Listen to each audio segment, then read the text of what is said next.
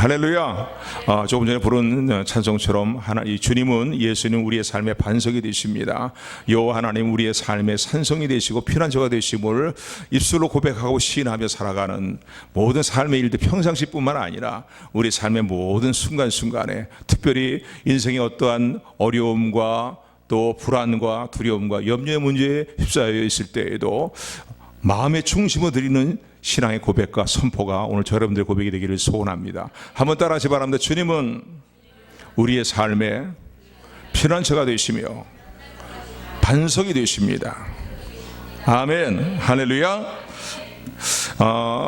지난 한 주간은 더 극심한 신종 코로나 바이러스가 전국적으로 확산되는 일들로 말미암아서, 그리고 세계적으로도 또 확산되는 일들로 말미암아서 삽시간에 이런 일들로 인해서 사람들이 마음의 평안함을 잃고 잃어버리고 두려움과 불안한 가운데, 염려 가운데, 심지어는 사람들과 사람끼리 뭔가 서로 부딪히고 서로 좀 교제를 나누고 대화를 나눠야 되는 일들도 기피할 수밖에 없는, 그래서 사람들을 서로 피하여 다니는 그런 삶의 이제 염려와 불안 가운데 처해 있는 시간들이었습니다.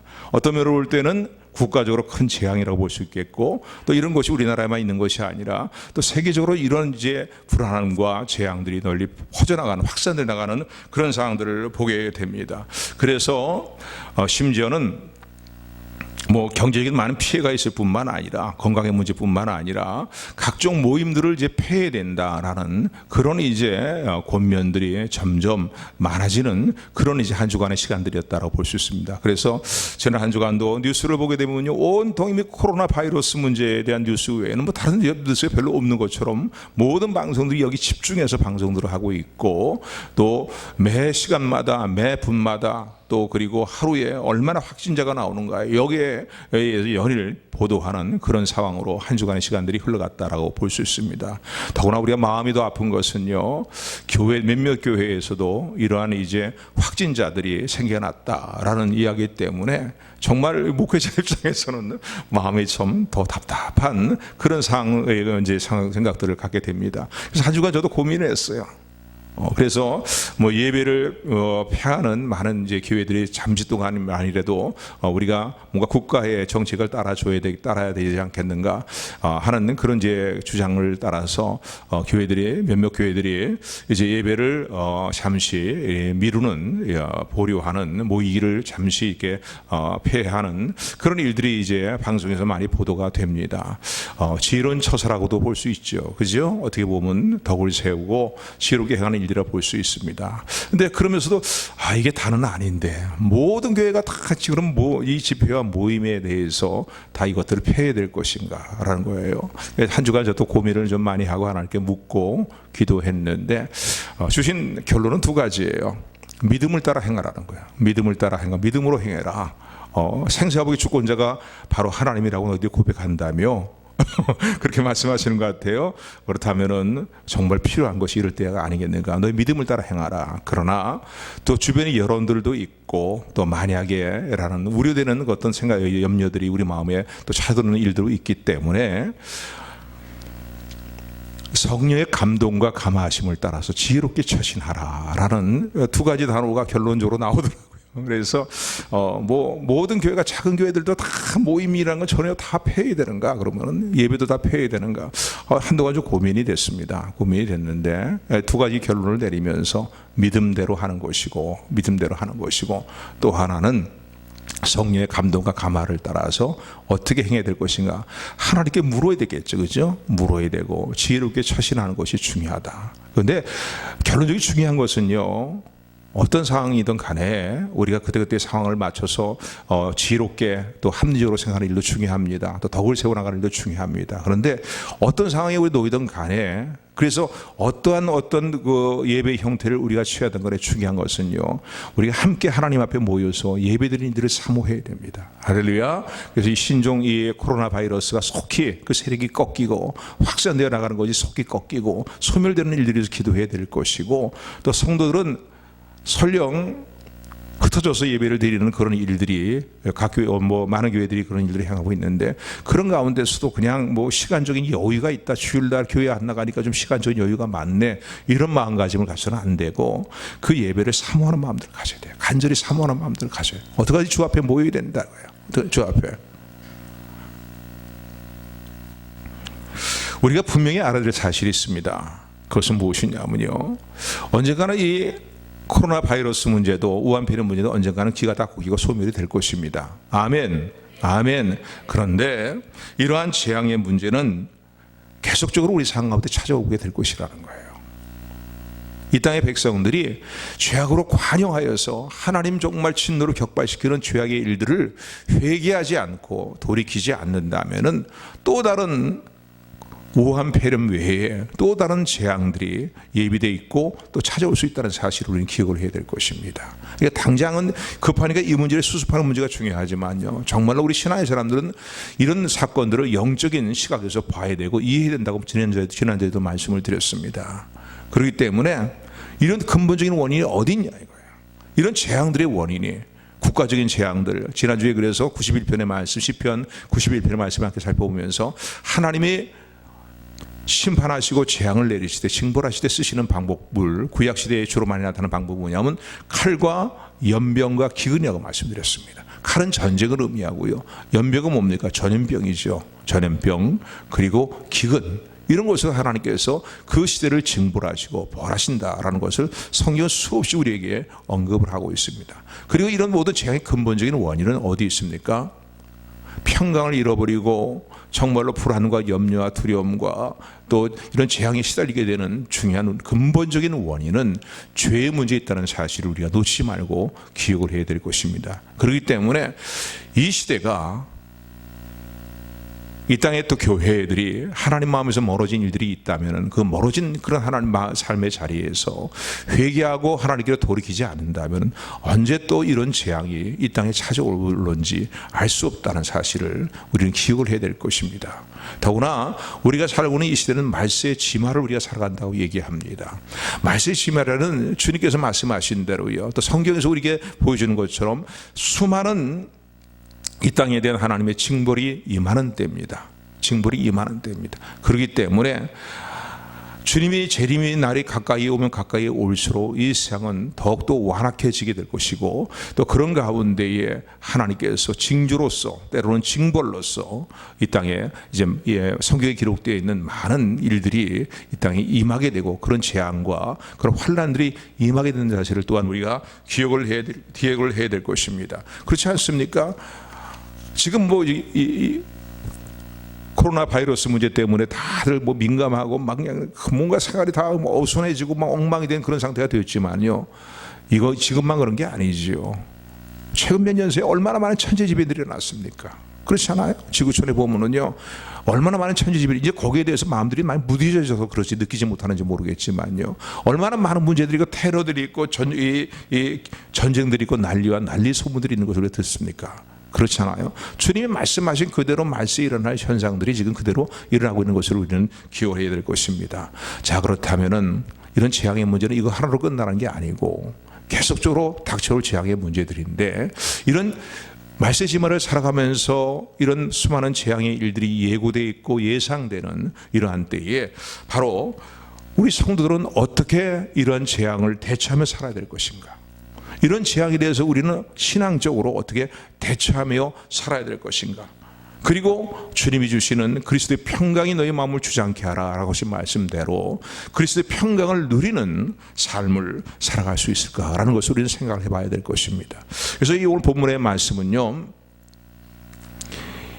매우 우리에게 이러한 때에 우리가 깊이 좀 묵상해야 되고 마음에 새겨야 될 매우 적절한 말씀이라고 생각이 됩니다. 오늘 이 본문의 말씀, 출애굽기 12장의 이 말씀은 우리가 너무나 잘 알고 있는, 이제 이 이스라엘 백성들을 하나님께서 출애굽시키시기 위해서 애굽 땅에 이제 내렸던 10가지 재앙 가운데 마지막에 내린 10번째 재앙의 내용들이 오늘 본문에 기록되어 있습니다. 이스라엘 백성들을 출애굽시키기 위해서 애굽에서 종살이하고 학대받는 이제 이스라엘 백성들을 출애굽시키시기 위해서 모세를 보내시죠. 그리고 모세를 통해서 이스라엘 백성들을 출애굽시키기 것을 바로 왕에게 요청을 하지만은 바로 왕이 마음이 완고함으로 말미암아서 계속 그 요청을 거부하게 되고, 그리고 애굽 땅에 이제 하나님의 재앙들이 내리기 시작합니다. 그래서 9가지 재앙을 내릴 때까지도 이 바로 왕의 마음이 완고한 마음이 꺾이지 않고 이스라엘 백성을 출애굽시키려고 하는 그런 이제 마음가짐을 갖지 않음으로 말미암아서 마지막 이제 하나님 내리신 10번째 재앙은 애굽에 있는 모든 장자들, 그러니까 육축까지도 초태생들이죠. 모든 장자들을 다 이제 죽이시는, 사망에 이르게 하시는 그 재앙을 내리시는 것이 바로 이제 10번째 재앙의 내용들입니다. 그래서 애굽 땅에 있는 모든 가정의 장자들은 다 죽는다는 거예요. 그리고 심지어는 그 가정에 있는 육축들까지도, 첫 번째 난 육축들은 다 죽는다는 거예요. 그 죽음의 사자가 온 애굽 땅을 두루다니면서 이제 이 애굽 땅의 장자들을 다 치게 될 것이라는 겁니다. 매우 엄히하신 하나님의 징벌이지요.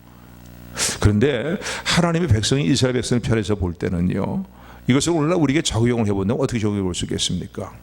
세상에 젖어 살고 있는, 애굽이라는 세상에 붙들려 살고 있는, 젖어 살고 있는, 거기서 새 속에서 호적거리며 헤어나오지 못하는 하나님의 백성들을 끌어내시는 하나님의 선하신 섭리가 이 10번째 내린 재앙과 같은 재앙이다라고 우리 생각해 볼 수 있습니다. 아멘, 아멘. 그러니까 때로는요, 모든 재앙의 문제들을 다르게 생각할 수는 없겠지만은요, 그러나 어떤 경우의 재앙은 하나님의 백성들을 정신 차리게 만들고 세상에 붙들려 살고 있는, 세상에 종살이하고 있는 그 하나님의 백성들을 이끌어내시기 위한, 출애굽시키시기 위한, 영적인 출애굽을 이루기 위한 하나님께 주시는 환난과 재앙의 문제다라는 것들을 생각해 볼 수도 있습니다. 그렇기 때문에 이 문제가 어떤 면으로 볼 때는 이런 영적인 출애굽을 이루시는 하나님의 선하신 섭리를 생각하게 될 때에 지금은 좀 힘들고 어려운 부분들이 있지만은요, 사실 그렇잖아요. 이런 일들을 통해서 우리 믿는 성도들은요, 나의 신앙을 다시 한번 점검해보는 계기가 되기를 주님으로 축원을 드립니다. 아멘. 농부가 타작마당에서 알곡을 타작할 때, 추수할 때에, 키질을 하게 될 때에 키를 들고서 이제 알곡과 가라지를 골라내기 위해서 흔들어 대잖아요. 흔들어 댑니다. 흔들어낸 시련이 있고 바람이 이르는 거예요. 그런데 그럴 때에 주님이 하신 말씀은 뭡니까? 알곡은 흔들어대는 농부 쪽으로도 다가오게 돼 있고, 가라지는 그냥 평상시에는 똑같은 모습이지만 흔들어대면은 가볍기 때문에, 속이 차 있지 않기 때문에 바람에 날려서 다 바깥으로 흩어진다고 그렇게 말씀을 합니다. 오늘 우리 신앙의 모습을 다시 한번 점검해 볼 수 있는 시간들이 되기를 소원하고, 누구를 함부로 정죄하라는 얘기는 아니에요. 그러나 중요한 것은 이런 일들을 통해서 우리 영적인 상태, 신앙의 상태를 다시 한번 점검해보고, 나는 정말 전적으로 하나님을 신뢰하고 의뢰하는 믿음으로 살고 있는가를, 내 생사화복의 주권이 하나님께 달려있습니다라고 늘 고백하는 것처럼 정말 모든 것이 하나님의 주권에 달려있고 하나님을 의지하고 의뢰하는 믿음으로, 신뢰하는 믿음으로 살고 있는가를 다시 한번 점검해보는 저 여러분들이 되기를 주님으로 축원을 드립니다. 시간에서 다른 얘기도 많이 얘기를 할 수 있겠지만은요, 얼마든지 많은 영적인 교훈들을 받는 시간, 계기로 이러한 시간들을 우리가 삼을 수 있고, 하나님은 합력해서 선을 이루시는 역사로 우리 가운데 역사하신다는 사실을 기억하시기 바랍니다. 어쨌든 이런 재앙이 세속에 빠져있는 교회들과 세속에 빠져있는 성도들이 되는 우리 성도들은 우리의 삶을 그런 자리에서 끌어내시는 하나님의 선하신 섭리라는 사실을 놓지 말고 붙드는 저와 여러분들이 되기를 주님의 이름으로 축원을 드립니다. 오늘 본문의 말씀을 보게 되면요, 그래서 10번째 재앙, 애굽의 모든 장자를 다 죽이는 그런 이제 재앙을 하나님이 내리실 것을 말씀하시면서, 오늘 이 본문의 말씀을 보게 되면 모세와 아론을 불러서 이스라엘 백성들이 이제 10번째 재앙을 내릴 때에, 그 10번째 재앙이 임하게 될 때에 그날 밤, 임하는 그날 밤에 이스라엘 백성들이 어떻게 행해야 될 것인가에 대한 특별한 명령, 조치를 이제 주시는 내용이, 명령을 내리시는 것이 오늘 이제 본문의 말씀입니다. 그래서 구별된 심판을 내리시기 위해서 하나님 백성들인 이스라엘 백성들에게 어떻게 행해야 될 것인가를 특별히 명령하신 내용이 오늘 본문의 말씀입니다. 오늘 본문의 말씀을 보시기를 바랍니다. 오늘 본문의 말씀을 보게 되면은 우리 1절부터 7절까지만, 우리 1절부터 7절까지만 우리 교독합니다. 여호와께서 애굽 땅에서 모세와 아론에게 일러 가라사대 너희는 이스라엘 회중에게 고하여 이르라. 이달 열흘에 너희 매인이 어린 양을 취할지니 각 가족대로 그 식구를 위하여 어린 양을 취하되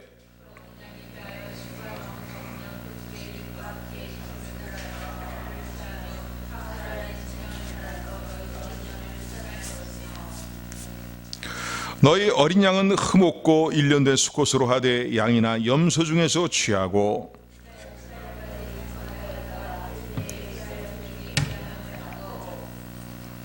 우리 7절은 다 같이 합독합니다. 시작. 그 피로 양을 먹을 집 문 좌우 설주와 임방에 바르고. 아멘. 보니까 하나님께서요 모세와 아론을 통해서 이스라엘 백성에 특별히 주시는 내용이 뭐냐면 오늘 특별히 7절의 말씀 보니까 어린 양을 취하여서 잡으라는 겁니다. 한번 따라서 어린 양을 취하여 잡으라.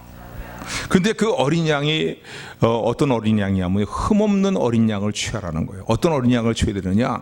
많은 양들이 있잖은데 어린 양을, 흠없는 어린 양을 취하여서 어떻게 취하라는 거예요. 그리고 1년 된 그 어린 양 가운데서 1년 된 수컷, 흠없는 것을 취하라 라고 말씀합니다.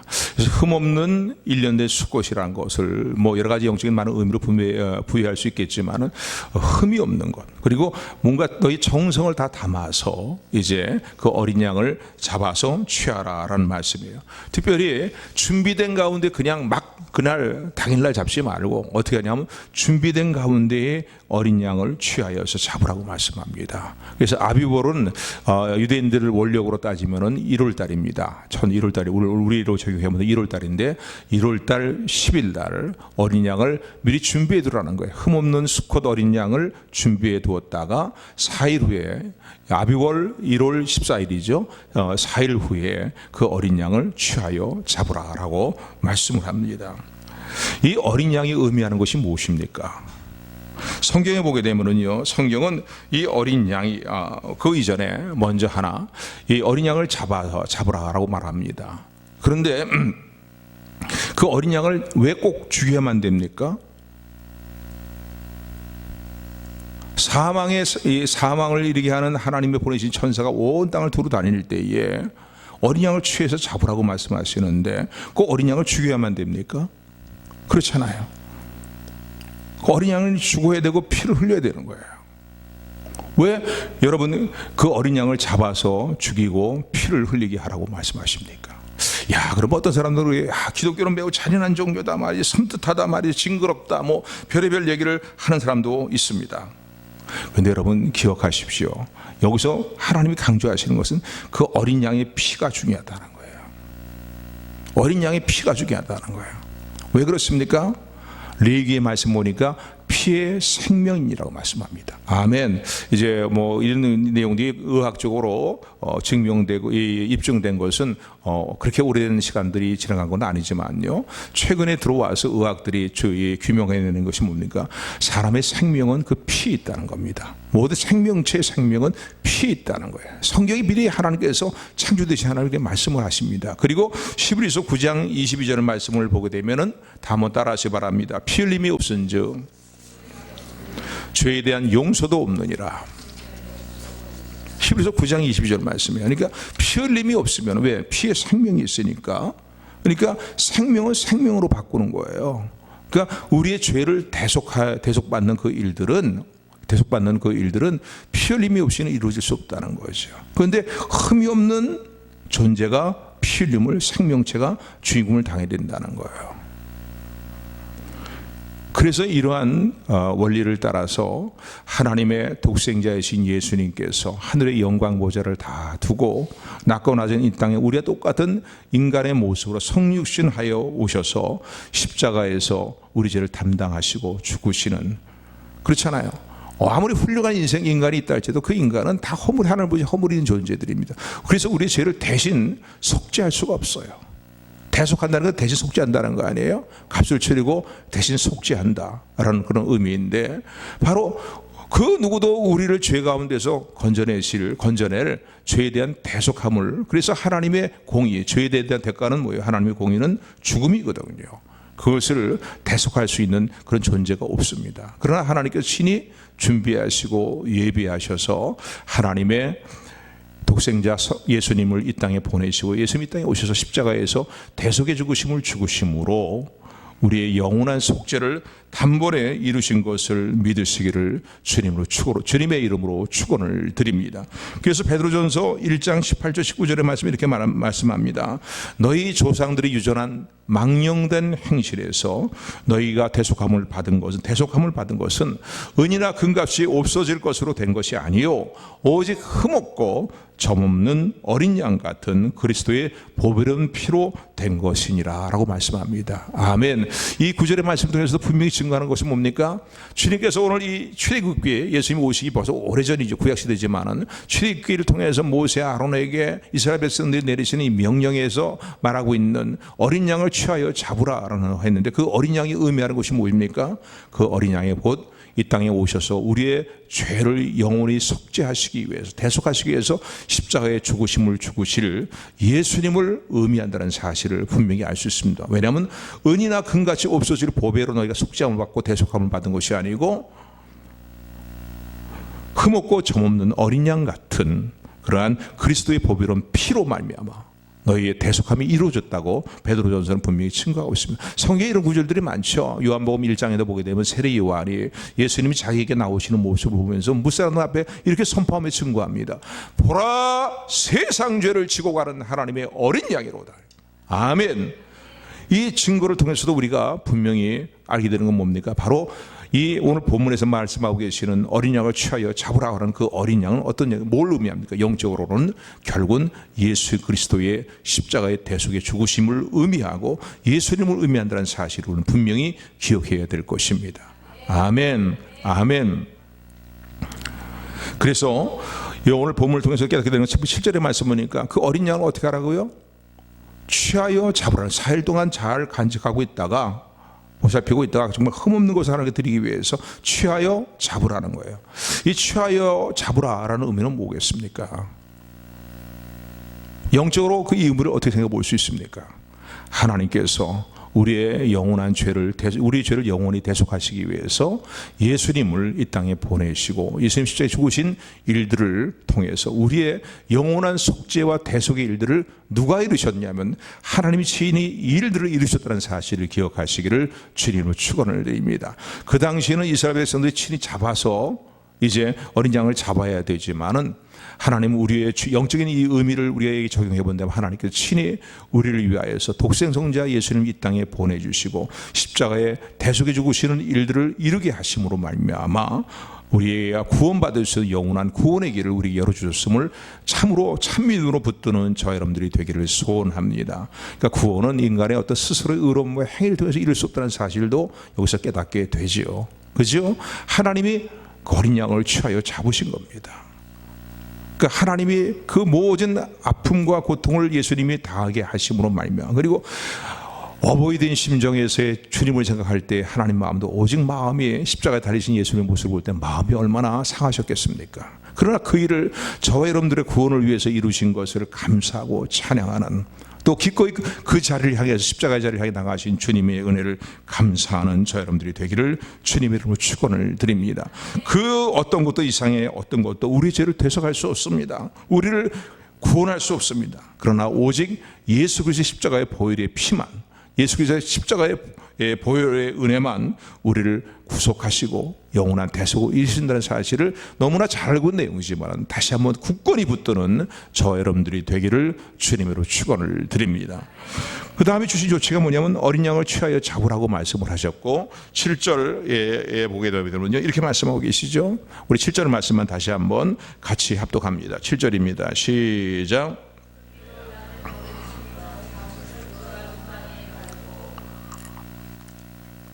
이제 어린 양은 하나님이 친히 잡아주셔서, 그죠? 예수님을 이 땅에 보내서 예수를 통해서 우리의 구속을 이미 이루셨어요, 그죠? 십자가에 흘리신 보혈의 피로 말미암아서 우리의 이제 영원한 구속을 이루셨습니다. 그런데 그 다음에 여기 보면은 이스라엘 백성들이 어린 양을 취해 잡고 난 다음에 취해들 행동은 뭐냐면 그냥 가만히 있으면 안 된다는 거예요. 잡아놓고만 있으면 안 된다는 거죠. 그 어린 양의 피를 받아가지고 어떻게 하냐면 문설주에, 문에, 그러니까 문은 뭐 그 집안을 가정 집안을 대표하는 곳이다라고 볼 수 있겠죠. 문배가 거기 달려 있고 말이죠. 그러니까 그 문에 출입하는 문에 문설주와 임방의 그 피를 바르라는 거예요. 오늘 아침에 특별히 이 7절의 말씀을 붙드는 저 여러분들이 되기를 소원합니다. 문설주와 임방에 그 어린 양의 피를 바르라는 거예요. 근데 문 지방에 바르라는 표현은 없어요. 그러니까 보혈의 피는 밟고 가는 것이 아닙니다. 아멘, 아멘. 그러나 문설주와 임방에 바르라는 거예요. 문설주와 임방에 바르라. 자, 그렇다면 이 문설주와 임방에 바른다는 사실 발라라고 명령하셨는데 이 바른다는 것은 뭘 의미합니까? 영적으로 의미는 어떤 의미로 생각해 볼 수 있겠습니까? 여러 가지 몇 가지를 생각해 볼 수 있겠는데 첫 번째는 예수님을 통해서 이루어진 우리의 속죄를 영원한 대속을 전적으로 믿고 의지하라는 거예요. 아멘. 우리의 심령에 어린 양의 보혈의 피를 믿음으로 바르라는 거예요. 아멘. 믿고 신뢰하라는 거예요. 믿음 생활하면서 내 죄가 예수님의 보혈의 피로 말미암아 속죄함을 받았는지 안 받았는지, 예수님의 보혈의 피를 믿기는, 예수님의 보혈의 은혜를 믿기는 믿는데, 십자가의 구속의 은혜를 믿기는 믿는데 거기에 대한 뭔가 확실한 믿음을 갖지 못하고 살아가는 성도들이 한 사람도 없게 되기를 주님으로 축원을 드립니다. 온전히 의지하고 신뢰하고 믿으라는 거예요. 아멘. 믿음으로 우리의 심령에 예수님의 보혈의 피를 믿음으로 바르는 저 여러분들이 되기를 소원합니다. 또 문설주와 임방의 어린 양의 피를 바른다는 것은 무엇을 의미하면요, 공개적으로 담대하게 선포하라는 거예요. 아멘. 한번 따라서 공개적으로 담대하게 믿음을 선포하라. 아멘. 예수님의 보혈의 피로 말미암아 나의 모든 죄가 다 용서받았다는 사실을 주저하지 말고 내가 참으로 회개하고 주님의 보혈을 붙들고 있다면 선포하라는 거예요. 아멘. 선포하고 공개적으로 고백하라는 거예요. 여러분 한번 보세요. 문설주와 임방에 이제 바르는 것이 말이죠, 아름다운 무슨 뭐 색깔 있는 뭐 페인트라든가, 그 당시 페인트도 없었겠지만은 하여간 아름다운 물감을 들여서 말인가 그거 바른다면은 그 의미가 있어요. 집을 잘 치장하는 의미가 있는데, 한번 보세요. 지금 애굽에 살고 있는 이스라엘 백성들이에요. 그런데 거기에 피를 바른다는 건 보기에도 참 이상하지 않아요. 그렇잖아요. 어떻게 보면 조롱거리도 될 수 있고, 어떻게 보게 되면은요, 그런 일들이 어떻게 보면 우스꽝스럽게 보일 수도 있습니다. 아니 뭐 바를 게 없어서 그 피를 문설주의 임방에 바르냐 말이지. 그리고 사람들이 조롱할 수도 있을 것입니다.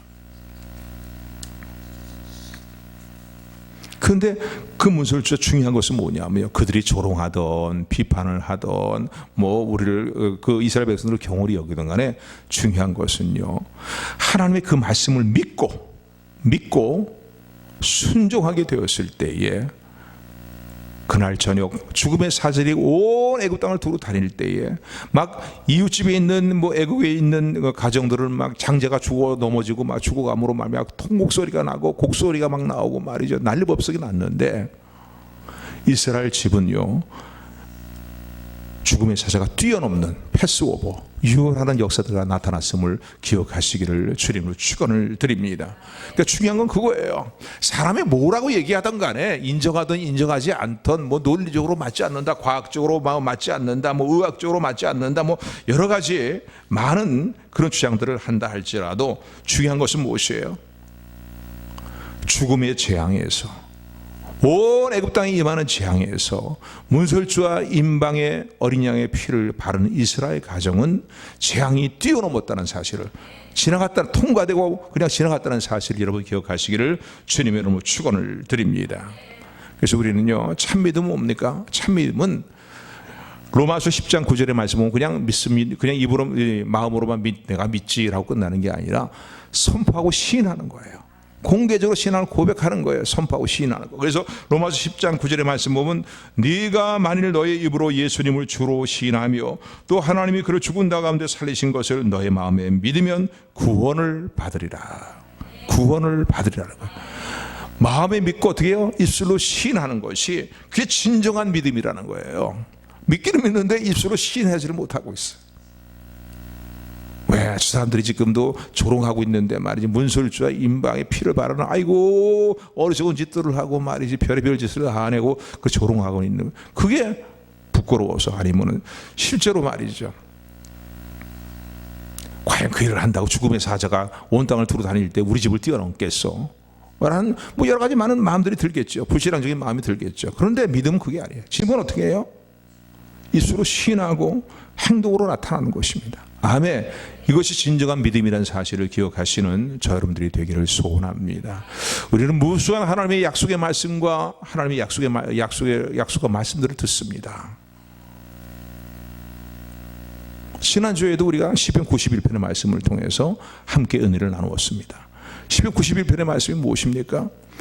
네가 말하기를, 네가 네 입으로 시인했다는 거예요. 믿음에서 나오는, 마음의 중심에 나오는 입을, 너의 신앙을 네 입으로 고백했다는 거예요. 하나님은 나의 피난처시고 나의 요새시고 나의 의지하고 의뢰하는 하나님이십니다라고 네가 입으로 시인했다는 거예요. 선포했다는 거예요. 그런데 하나님 그 말씀을 들으셨다는 거예요. 그죠? 그래서 1000명이 내 곁에서 넘어지고 10,000명이 내 곁에 쓰러지는 일들이 있다 할지라도, 오늘날의 조경에 핏발질이 총알이 막 너에게 날라오는, 화살이 날라오는 그런 상황 가운데 백주에 또 한밤중에 뭐 황폐케 하는 일들과 말이죠, 여러 공포스러운 일들이 내게 닥쳐온다 할지라도 하나님이 지키시고 돌보시겠다는 겁니다. 네가 그 말을 한 것을 내가 들었다나. 그러므로 어떻게 해요? 이 재앙이 뭐 연병과, 거기도 보면 시편 90을 연병도 언급하고 있어요. 전병도 언급하고 있고, 전쟁으로 말이야 사람 수많은 사람이 쓰러져 죽는 일들을 언급하고 있고, 인생의 큰 재앙이라고 볼 수 있겠죠. 근데 그 재앙이 너에게 닥쳐온다 할지라도 이 재앙이 너희 집에 가까이 하지 못할 것이라는 거예요.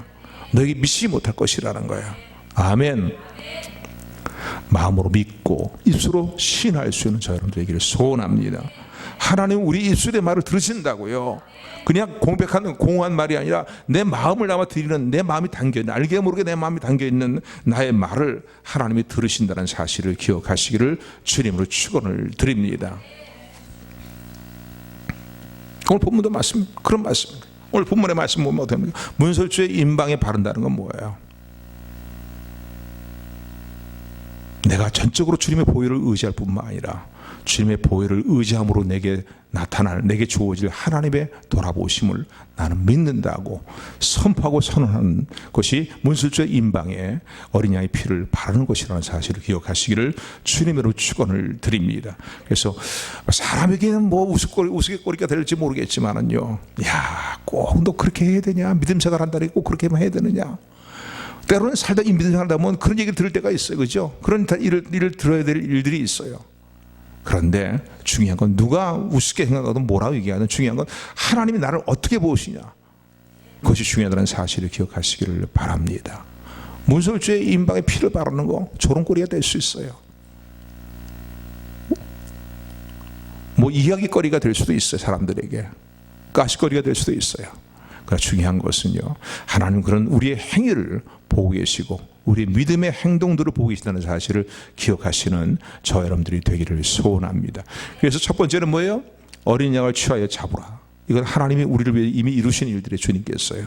그러면 이제 중요한 건 뭐예요? 문설주와 임방에 이 어린 양의 보혈을 믿음으로 바르는 것입니다. 아멘. 자, 그렇게 되었을 때에 하나님이 어떻게 역사하시겠다고 말씀합니까? 어떤 능력으로, 어떤 은혜로 우리 가운데 임하시겠다고 말씀하십니까? 보혈의 능력이죠. 보혈의 은혜죠. 한마디로 얘기한다면 재앙을 내리는 천사가 그 집을, 그 사람을 뛰어넘겠다. 패스오버, 유월해서 뛰어넘어가는 거죠. 통과시키는 거예요. 그러니까 그 사망의 재앙에 해당이 되지 않는다는 거예요. 주님의 보혈로 속죄를 이루셨고, 그리고 주님의 보혈을 믿는 사람들에게 주시는 하나님의 많은 은혜 가운데 하나인 것을 기억하시기를 주님으로 축원을 드립니다. 우리 아까 읽었던 말씀이지만은 다시 한번 12절 13절 말씀 뜻을 생각하면서 한 목소리로 합독합니다. 시작. 내가 그 밤에 애굽 땅에 두루 다니며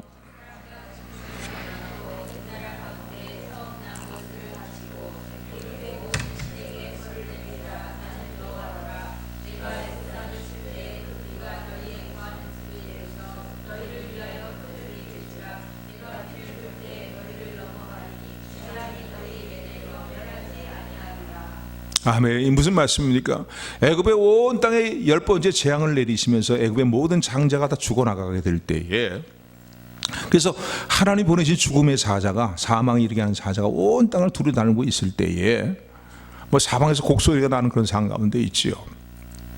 그런데 그 죽음의 사자가 무엇을 보게 하시냐면은 문설주와 임방의 어린 양의 피를 바른 집을 보게 하신다는 거. 그러니까 그것을 하나님이 보신다는 거죠. 그리고 어떻게 죽음의 사자에게 명령하기를, 천사의 명령하기를 그 집은 뛰어넘어라고 말씀하신다는 거예요. 아멘. 여러분, 말씀 그대로 믿을 수 있는 저와 여러분들의 얘기를 소원합니다. 아멘. 믿지 못하는 말씀이면 왜 성경에 기록되어 있겠어요? 하나님 말씀이 왜 기록되어 있겠어요? 내가 그 피를 볼 때에 너희 심령에 믿음으로 붙들고 있는, 의지하고 있는 십자가의 보혈을 내가 볼 때에 내가 이 재앙이 너에게 미치 못하도록 패스오버 유월시킬 것이다 고 말씀하시는, 재앙이 너에게 내려 멸하지 못하게 하라고 말씀하시는 주님의 음성을, 주님의 말씀을 믿음으로 붙드는 저와 여러분들이 되기를 주님의 이름으로 축원을 드립니다. 여기 보니까요, 그 문에 발라진 피가 표적이 될지라라고 13절에 보면 말씀하고 있어요. 이 표적이라는 단어는 사인이라는 단어, 영어로 사인. 그러니까 표가 된다는 거야. 뭐야? 이 집은 재앙에서 벗어난 집이라는 거예요. 아멘. 벗어날 집이라는 거예요. 그 표적이 된다, 표가 된다, 사인이 된다는 거예요. 그리고 그것을 보고 어떻게 해요? 그것을 볼 때에 내가 너를 지나가서 넘어가리라고 말씀하십니다. 아멘. 물론 이 궁극적인 의미는요, 십자가의 보혈을 통해서 우리 주시는 이 놀라운 은혜는, 가장 큰 은혜는 뭐겠습니까? 우리의 죄를 용서받고 구원받는 것이죠. 죄를 대속받고 속죄받는 일들입니다. 뿐만 아니라 모든 정죄함에서 벗어나서 이제는 진정한 자유함을 누리게 하시는 은혜를 우리에게 주시는 것이지요.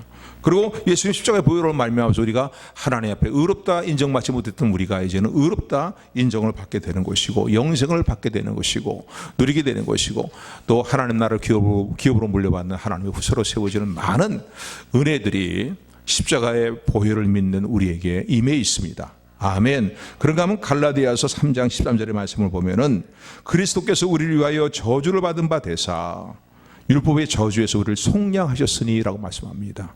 예수님이 십자가에서 우리가 받아야 돼, 우리의 죄로 말미암아, 또 율법의 모든 내용들을 준수하지 못하고 지키지 못하는 일들로 말미암아 우리가 받아야 될 형벌과 재앙과 저주를 주님이 받으셨다는 거예요.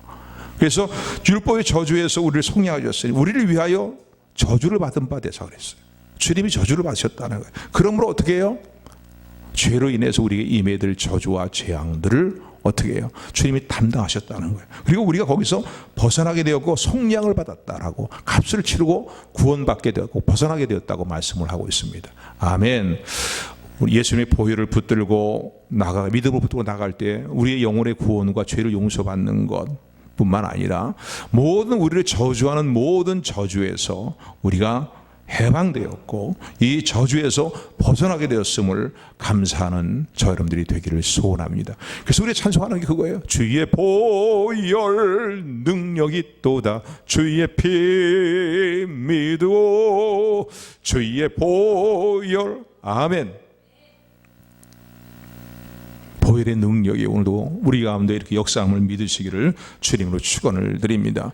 뿐만 아니라 13절의 말씀인데 13절의 말씀에 보니까 내가 그 피를 볼 때 너를 넘어가리라, 재앙이 너에게 내려 멸하지 아니하리라고 말씀합니다. 저주에서 벗어날 뿐만 아니라 동일한 내용이겠지만은요, 재앙에서 어떻게 해요? 벗어나게 할 것이라는 거야. 그 재앙이 너에게 내려서 너를 멸하지 못하도록 주님께서 그 보혈의 피를 보시겠다는 겁니다. 아멘. 아멘. 그러니까 꼭 재앙은 여러 가지 많은 걸 생각해 볼 수 있습니다. 지난주에도 말씀드렸지만 우리가 처해 있는 삶의 상황들을 지금 보면은 국가적으로나 말이죠, 개인적으로나 정말 너무나 어려운 때를 살고 있고, 또 어떻게 보면은 많은 재앙에 우리 주변에서 일어나고 있는 그런 삶의 상황 가운데 살고 있다고 볼 수 있습니다. 특별히 요즘 같은 때는 이 전염병의 문제로 말미암아서요, 정말로 사람들이 서로 다 피해 다니잖아요. 엘리베이터를 타고 내리고 오르고 내려갈 때도 심히 염려되지 않습니까? 그렇잖아요. 더구나 사람을 만나게 으이크 하고 말이에요. 탔네고서 이거 때 타야 되나 말아야 되나 말이에요. 그러잖아요.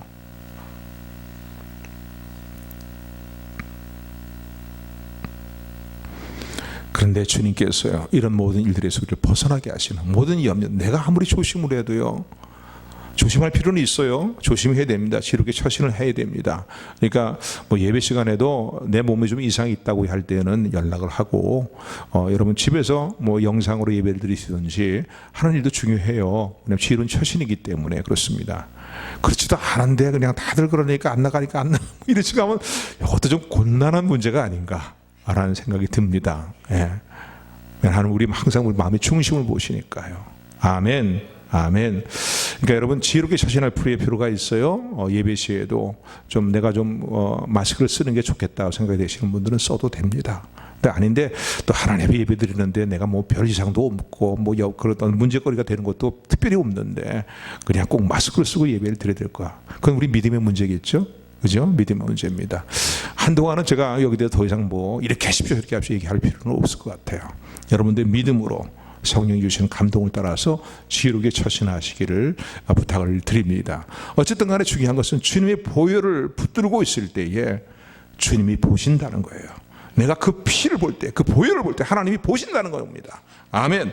내가 너를 넘어갈 것이고 또 질병의 모든 세력으로부터 너를 지켜줄 것이라고 말씀하시는 주님의 음성을 붙드는 저와 여러분들이 되기를 주님으로 축원을 드립니다.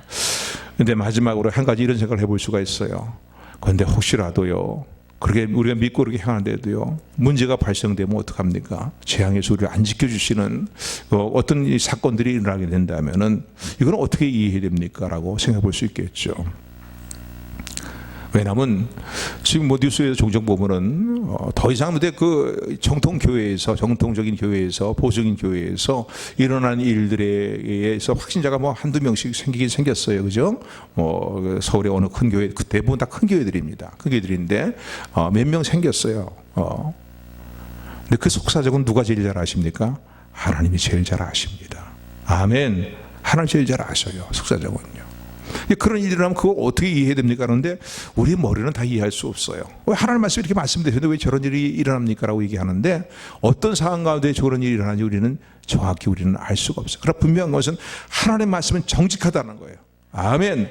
하나님 말씀 그대로 하나님 신실하게 이루신다는 거예요. 이 사실을 붙드는 저 여러분들 얘기를 소원합니다. 설령 이렇게 기대했던 일들이 안 일어나고 뭔가 재앙의 일들이 미치고 임하고 하는 그런 모습을 보면 어떻게 이해해야 됩니까? 할 때에 우리가 다 이해할 수 없어도요, 하나님의 선하신 섭리를 끝까지 믿어야 됩니다. 아멘. 아멘.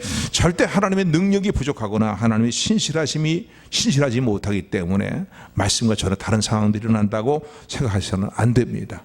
다 이해할 수 없지만은 그러나 하나님은 반드시 가장 선하신 섭리로 역사하신다는 거예요. 아멘. 그런 일이 안 일어날 것입니다. 그러나 설령 혹시라도 말이죠, 말씀하신 것과 다르게 어떤 재앙이 임한다라고 했을 때에 그때도 우리가 생각할 건 뭡니까? 여기에도 하나님의 합력의 선을 이루시는 선하신 섭리가 있다는 사실을 추호도 의심하지 않는 저 여러분들이 되기를 소원합니다. 그러니까 중요한 것은 뭐냐면요, 오늘 중요한 것은 하나님이 우리의 심령의 믿음으로 바른 예수님의 보혈을 보고 계신다는 사실입니다. 아멘. 내가 그 피를 볼 때에 내 심령의 믿음으로 발라진 예수 그리스도의 보혈의 피를 볼 때에 내가 너를 돌보고 너를 지킬 것이고 또 이 재앙이 너희 미치지 못하도록 할 것이라고 말씀하시는 주의 음성을 붙드는 저 여러분들이 되기를 주님의 이름으로 축원을 드립니다. 지난 주간보다 지난 주간은 더 극도로 불안감이 조성되는 그 상황 가운데 우리가 놓여 있습니다. 어떨 땐 뉴스를 보면 괜히 뉴스만 많이 보면 안 좋을 것 같은데 자꾸 뉴스를 보게 돼요. 뉴스를 보게 되는데 저 특별히 목사니까 뭐 상황이 어떻게 돌아가는 걸 좀 알아야 되니까. 그런데 말을 듣다 보면요, 이야 정말 믿음이 없으면 정말 불안에 쌓일 것 같아요. 뭐 대구 지역에 마스크가 막 동이 나고 말이죠, 막 난리가 나는데 그거 정말 중요한 문제 아닙니까? 그런데 그 이해가 되는 거예요 지금요. 이해가 되잖아요, 그죠? 정말 뭐 하루 사이에 확진자가 막 1000명 단위가 넘어가는 말이지. 막 이런 일이 일어나고 막 이러면요, 이러니까 이러다가 이거 어떻게 될 것인가 말이죠. 좀 심히 염려가 되고 불안합니다. 이 문제만 염려되는 게 아니라 지난주에도 말씀드린 것처럼요, 우리나라가 지금 처해 있는 상황이 정말 불안한 상황 가운데 있습니다. 여러 가지 예상되는 문제들 말이에요. 전쟁의 어떤 공포란가 염려들과 불안감은요 아직 가시지 않고 있습니다. 점점 더 고조돼가는 그런 상황이라고 볼 수도 있습니다. 그러니까 북한과 대치하는 문제, 이 문제들 거의 끝장에 다 이르고 있는 그런 상황이라고 볼 수 있어요.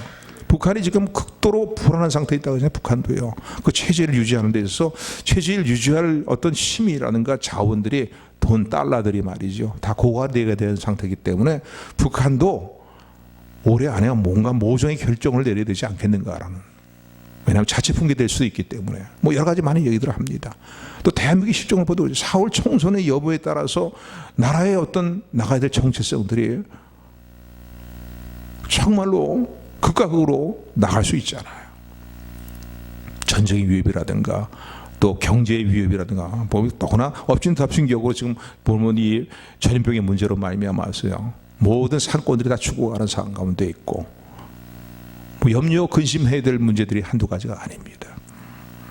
그러나 중요한 것은요 주님이 우리의 심령의 믿음으로 붙들고 있는 십자가의 보혈을 보신다는 사실을 기억하시는 저와 여러분들이 되기를 주님의 이름으로 축원을 드립니다.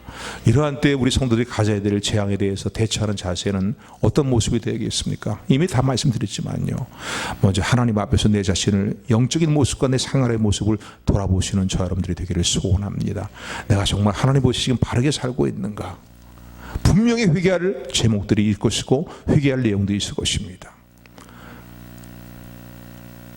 회개할 이들을 늦추지 않는 회개하는 저 여러분들이 되기를 주님으로 축원을 드립니다. 그리고 그런 허물들이 있다 할지라도 주님이 보혈이 나를 시키셨음을 용서하셨음을 믿고 다시 피곤한 정과 연약함 이 무릎을 일으켜 세워서 주의 뜻대로 살겠다는 마음의 새로운 결단을 행하며 나가는 저 여러분들이 되기를 주님으로 축원을 드립니다. 특별히 오늘도 우리의 심령에 믿음으로 붙들고 있는 십자가의 보혈을 보시는 하나님 앞에서 보혈의 은혜를 더욱더 십자가의 보혈의 은혜를 더욱더 굳건히 붙들고 나가며 하나님이 누리기를 원하도록 우리에게 주신 평강을 잃지 않는 평강을 누리는 저 여러분들의 삶이 되기를 주님의 이름으로 축원합니다. 축원합니다.